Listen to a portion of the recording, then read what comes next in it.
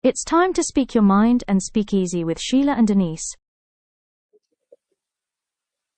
Hey, everybody, how are you?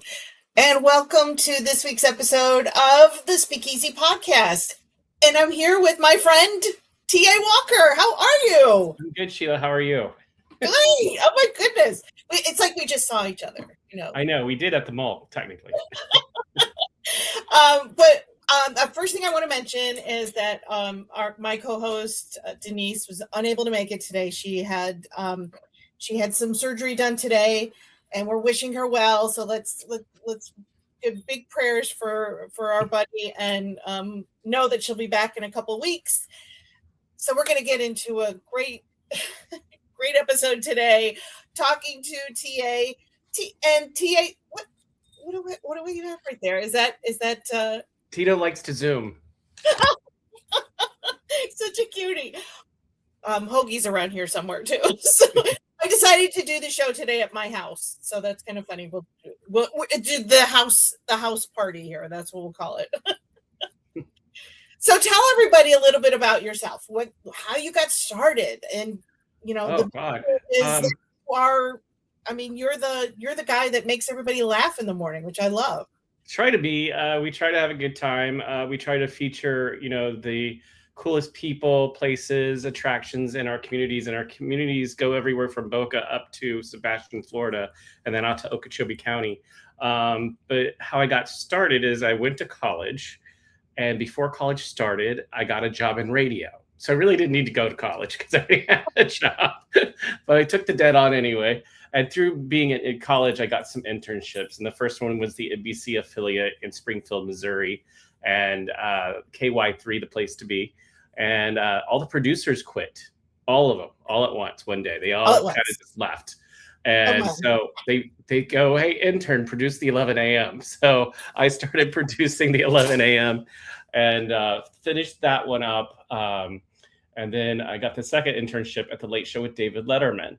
And yeah, it was a weird process because back then, this is 1999, they don't fly you. You have to fly into New York and you put yourself up. And I think that was sort of a weeding out process, like who's serious about this?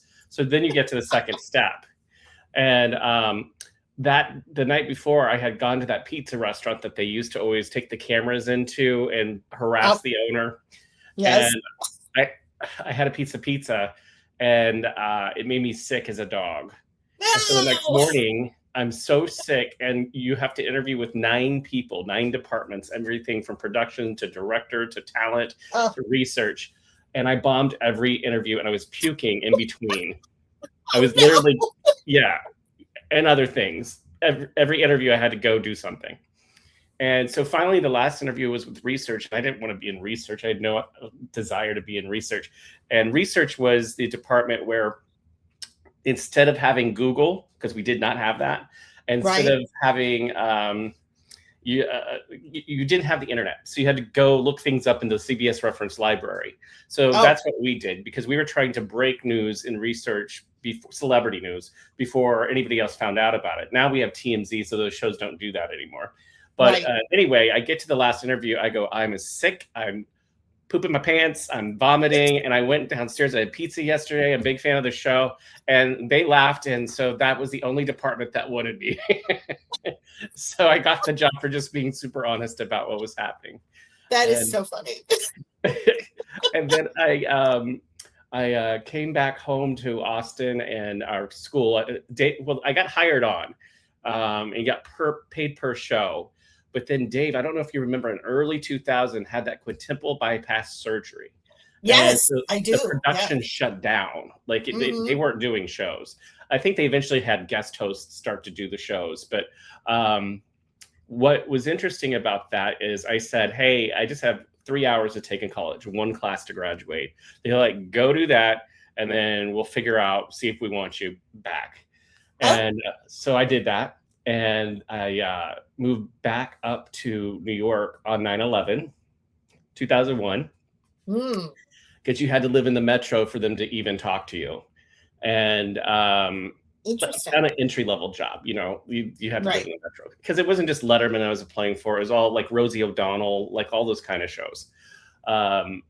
And nobody was on the air. It was all news all the time. And I'm working at the Chili's in Clack, New Jersey. I've worked at 18 Chili's, and I worked at Chili's because Chili's, no matter where you go, there's a Chili's. You just got to learn where the new trash can is. And at the time, they were providing tuition assistance, insurance, paid vacation, you know. Yeah. So I was working at Chili's, and then remember Anthrax? I do. Everybody was getting anthrax. I lived down here. I was down here in Florida at that time. Yeah. I mean, we were living right down the street from the airport, as a matter of fact. Yeah, so anthrax happened, and then that other plane went down over JFK right after that. I don't know if everybody remembers that series of events unrelated to terrorism, like the 9/11 events. Right. And then it snowed, and I'd never driven on snow before, and I hit the Russian mafia with my truck, and they were not happy. And so Billie Jean, this is a true story. That's her name. She goes, I'm moving to Jupiter. I go, I don't know what Jupiter is, but I'm moving to Jupiter too. I didn't know anything about Florida, never been to Florida, had no clue.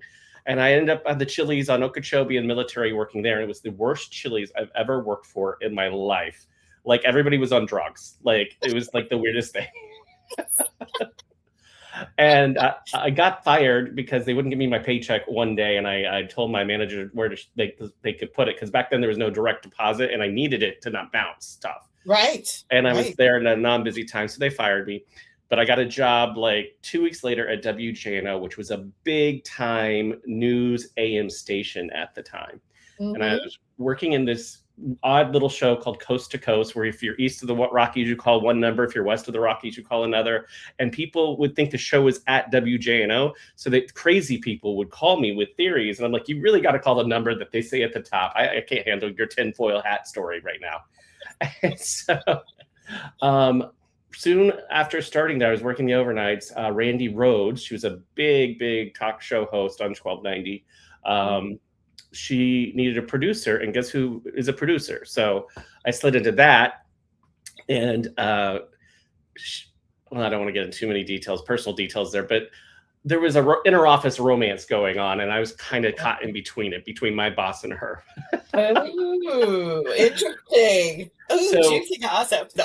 Yeah. I remember when you used to work on it, because I used to love Randy Rhodes. I used to listen to Randy Rhodes all the time. Far back. Wow. And that is when I first heard you on the radio, and I went, oh, he's so funny, you know. And then all of a sudden, you guys moved to New York, and I remember seeing you on that particular movie, or it was the documentary Left of the Dial, and I said, "Oh my God, that is." First of all, that's the first time I'd ever seen Randy Rhodes. You'd never seen her face. You didn't see pictures of the radio host back then. That wasn't a thing.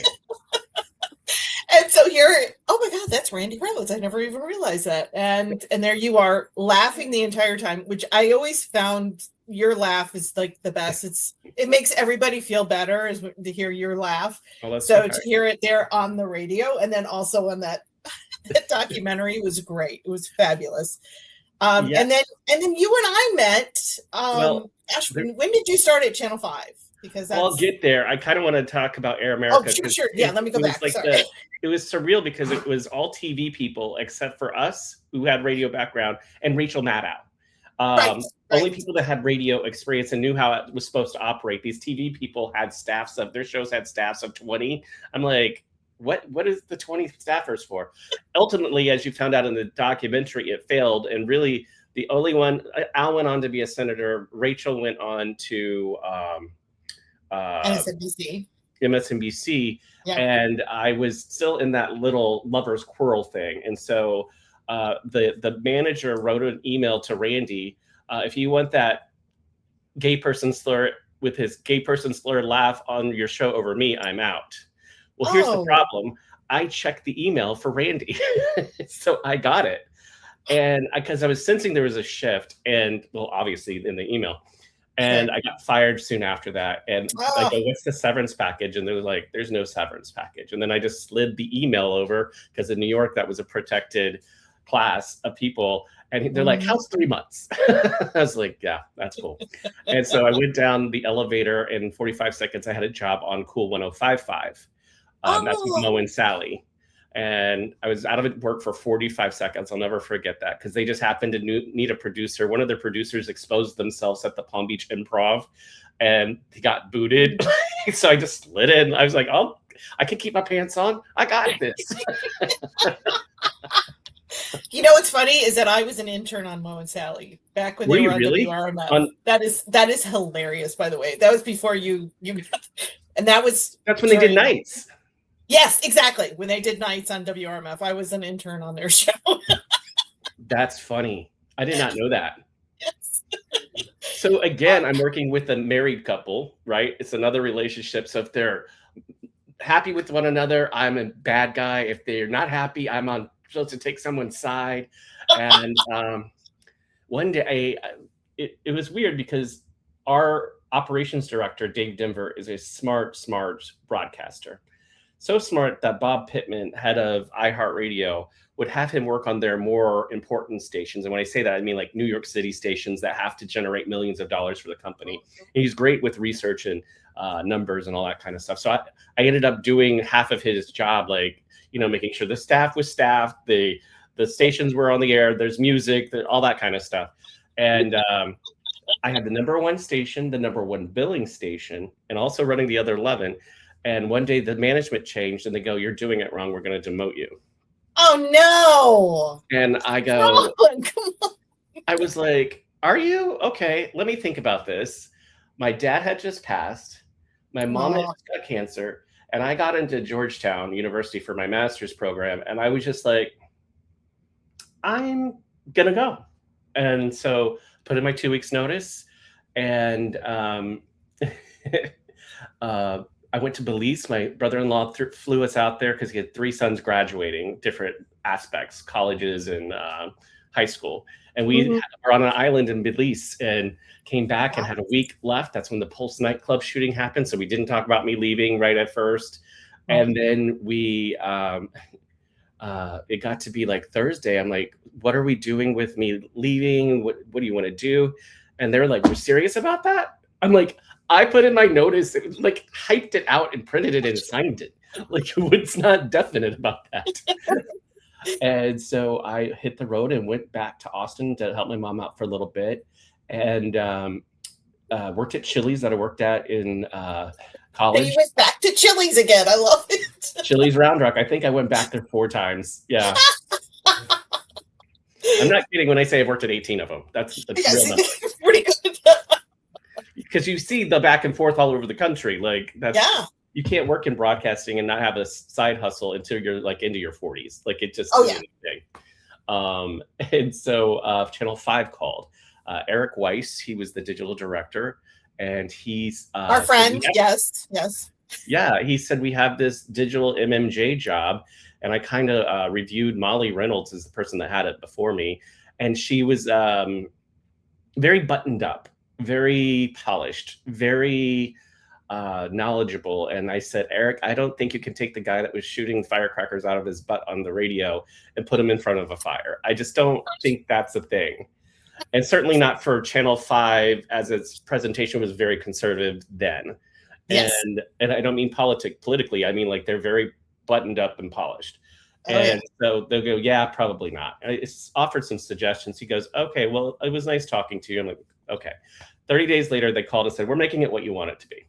And so I got the job at Channel 5. I finished my Georgetown University master's, and Scripps paid $4,000 a year for that. So that was $12,000 of the master's program. I think the whole thing cost $40,000.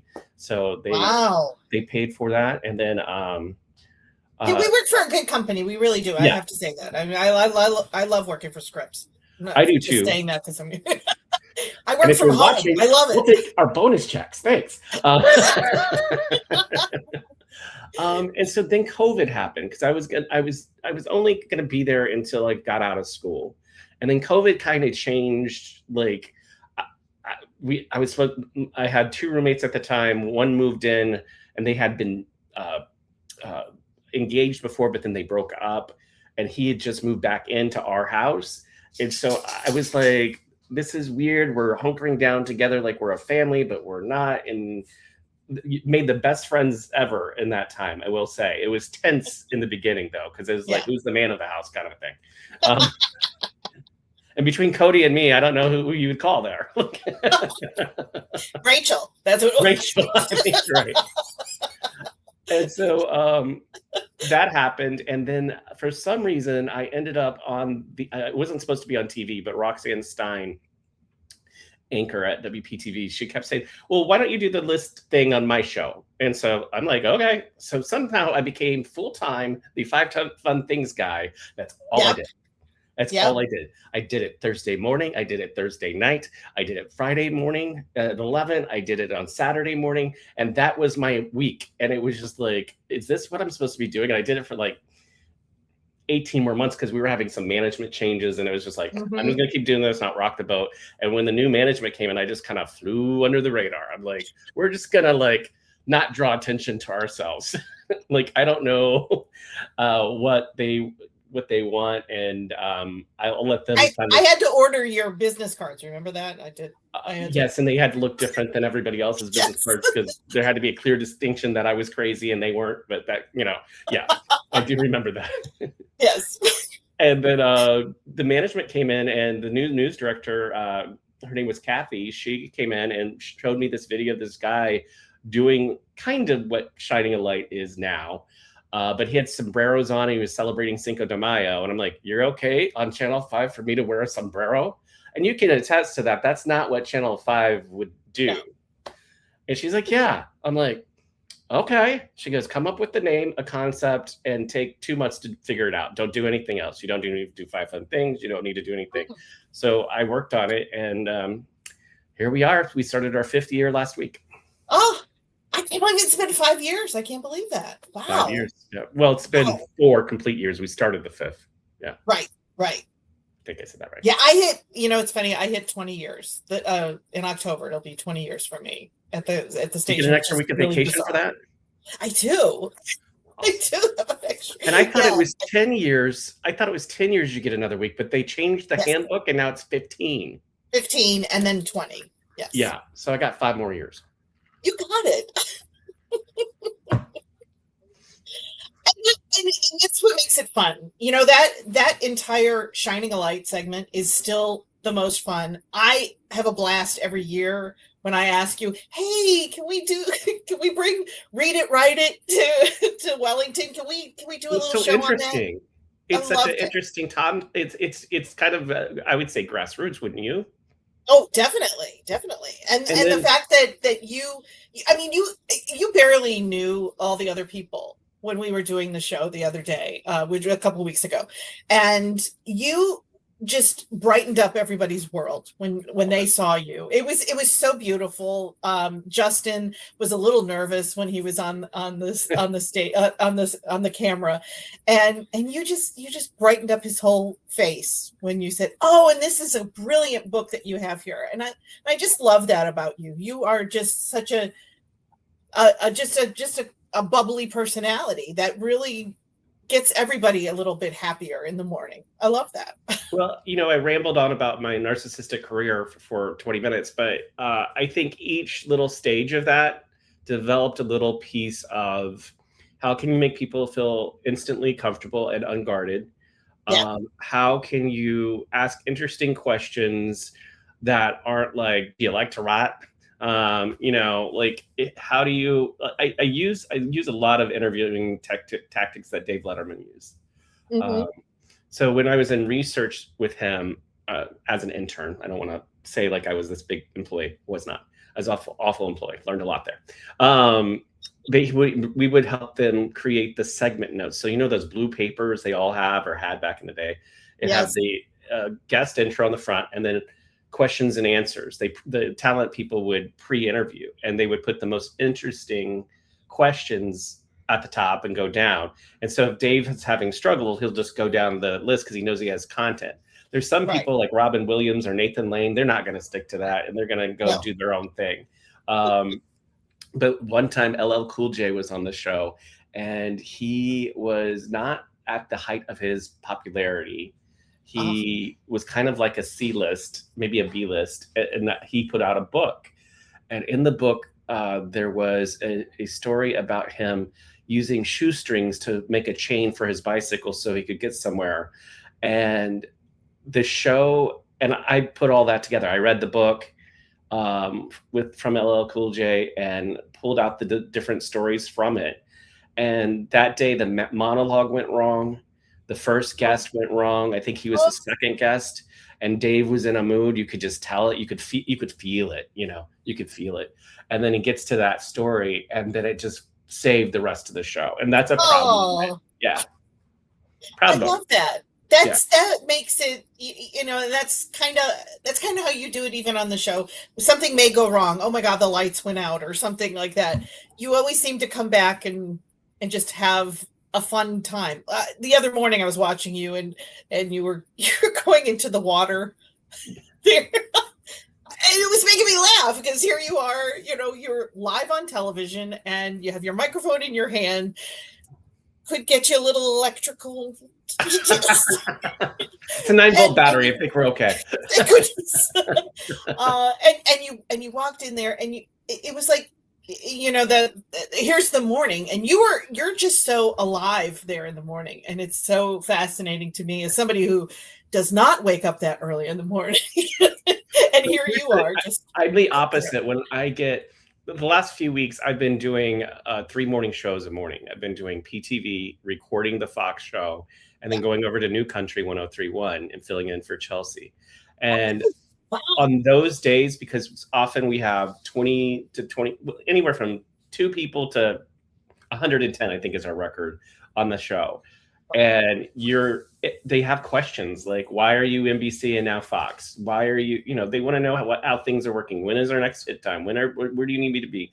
Why does this happen? Why are you off this service? Why aren't you on this service? And all the questions, right? And you have to be an ambassador for the brand, for Channel 5. Yep. And then we go and do the other morning shows, and it's like, on the ride home, there is not even music on in my car. It's just dead silence. 25 minutes out to Royal Palm Beach from West Palm. I'm like, no, we can't talk anymore. No more stimulation. No.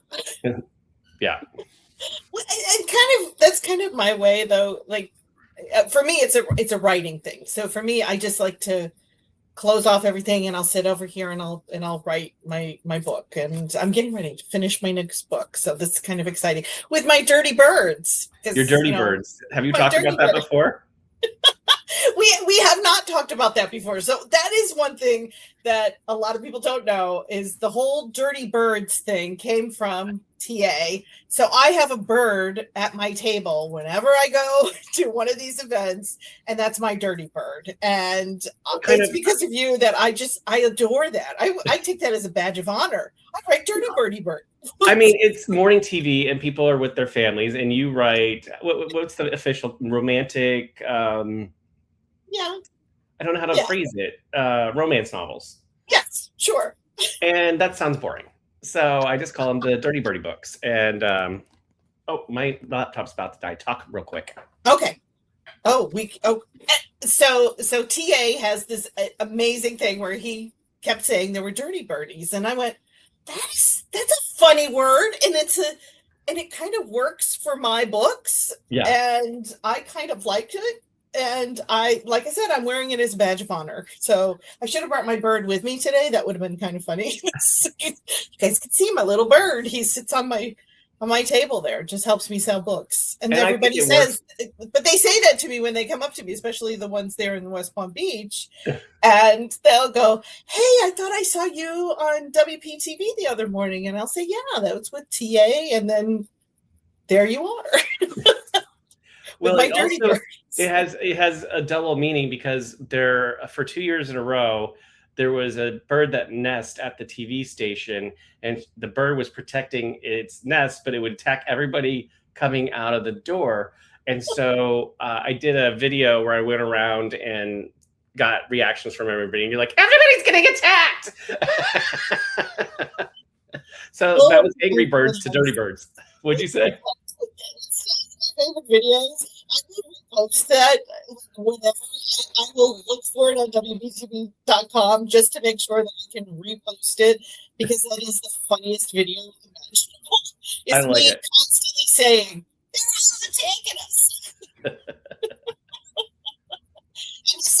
that out on me. Well, no, I take that back. I'm always that way anyway. But you brought the funny out in me, which was a good thing, and that's why it's always fun when you were on, when I was there at the station. I couldn't wait to go downstairs. Hey, Tia, what you doing today? What's going on? And you'd show me your little office at the time, which was one of the old studios, wasn't it? I can barely hear you. Just FYI, I don't know if it's something I'm doing or if it's something that's going on, but they kept moving me around because they had more important people they needed in the newsroom. So then they put me at the assignment desk next to all the scanners, which had nothing I needed with scanners, and the fax machine. Yes, there's still a fax machine. And like I had this much space to work. And so I moved my stuff over there and it was just overflowing at the assignment desk. And the general manager's like, no. And so then I just nonchalantly moved into the old abandoned control room and took over the whole space. And so if there's a hurricane, I had my own office to sleep in. I'm like, this is amazing. Oh yeah, we should really talk about that. Let's talk about hurricanes for a second, because I was at one time at Channel 5, I was the assistant to the general manager. So I feel like it's an office skit here, but I was the assistant to the general manager. So I had to set up everybody's hotel rooms, or I had to bring in beds. We had to get all these beds in, and everybody had to sleep in their cubby holes, basically, because that's what we are. We all lived in cubby holes. And so I still remember, I think I had to get you a hotel somewhere. I think it was in West Palm Beach. Or no, you stayed there at the station, didn't you? Yeah. Yeah. I was going to stay at the station, and my husband was over at the La Quinta Inn, which was down the street. And because we had the 2 dogs with us at the time, and I couldn't bring George to the station, and I couldn't bring the dogs to the station. So I would just go back to that hotel each night. And thank goodness I had a real bed. I didn't have to sleep in my cubby hole at night. But boy, that was amazing. That's the different things I had to go through in order to get you guys hotel rooms. All of that was fun times. Fun times. So this last one, it was Elvis. He was my photographer at the time. And when I say my photographer, I mean we were paired together. I don't own him. So we did our shift of 12 hours, because you do 12 on, 12 off. And I decided to take Charlie's big car. He had a Palisade at the time, put an air mattress in it, and I slept in the parking garage. Because I snore, and I know I snore loud, and I know I'm going to wake up everybody, and then I'll be miserable. They'll be miserable. And we slept for 3 hours, and they called and woke us up because there was I think they said 56 tornado warnings all at once. Yes. Yes, I remember that one. So they sent us out, and we didn't have a transmitter. So we were using our phones. And we finally, because I've done hurricane coverage in some way or other since Wilma, they realized we knew what we're doing. So they got us a TVU, and we stayed on the air for another 15 hours. So we worked 27 hours. Oh, wow. And they're like, you need to come back to the station to sleep. I'm like, I'm covering Royal Palm and the acreage. I live in Royal Palm. Okay, I'll come back.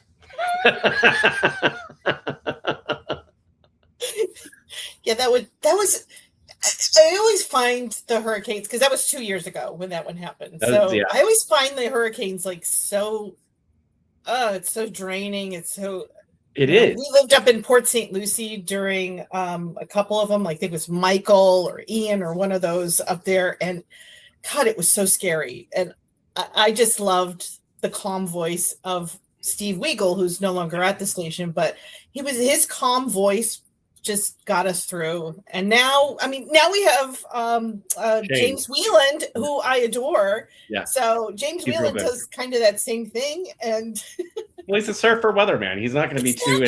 If he's intense, there's something really wrong. But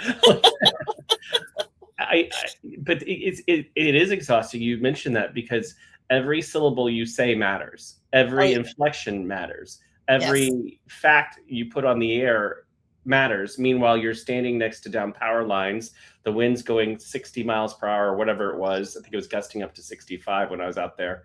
And you have to be calm and you have to compartmentalize the emotion and put it away.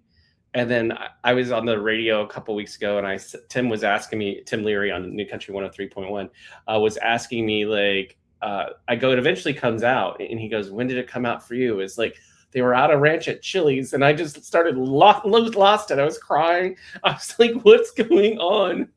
And then, like, all that emotion of all that devastation and all those people, because where I was covering, there was no electrical system or grid left. It was decimated. There's nothing there.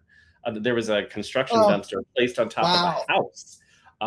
Their brand new neighborhood that was supposed to be, let me fix that. That is hurricane rated. We're no match for the tornadoes that went through there. And if you're ever watching storm coverage, wherever the direction the hurricane's going, that top right corner is where the tornadoes, it's the most dangerous part. So you say hallelujah if the other side hits your house, because that top right, and I don't, like, if the storm's going this way, it's over here. If the storm's this way, it's over here, if that makes sense. So, that's what got us to Milton. That's uplifting. And it's kind of funny. Channel 5 is on the air now. My husband's watching it here. See, I help the station while I'm not at work. I want to thank you so much for joining us today. This has been so fun. It's because the two of us are laughing. We always laugh. It's just something we do. But I enjoyed speaking with you as always, and we'll have to get together again soon, and not just because we want to get on the air, but I just seen have to go to Chili's. We'll have to. That's right. I just like the change I've seen in you since you started writing, and you're really excited about it. You seem like you're just prolific now. You keep writing book after book after book after book. And I think it's really funny. If you ever see Sheila, ask her about her models, her cover models. But don't do that in front of her husband. Well, no, he's. Oh, thank you so much for joining us. And next week, our next episode, we're going to have Arlette Gomez on. She is a wonderful artist. You will love her. I can't wait to see her. She's going to be in studio with us, which is going to be great. And Denise will be back with us at that time. And thank you again, TA. Remember to join the conversation, you guys. This is the Speakeasy Podcast. We are here for you guys. Thanks again. See you soon. And remember to join us every other Thursday at 5:30 p.m. and speak easy with us.